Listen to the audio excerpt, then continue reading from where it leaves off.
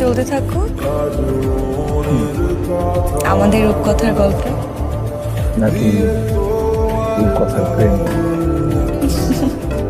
চুড়িগুলো খুব সুন্দর। তোমার হাতের ছোঁয়া পেয়ে জীবনই সুন্দর হয়ে গেল।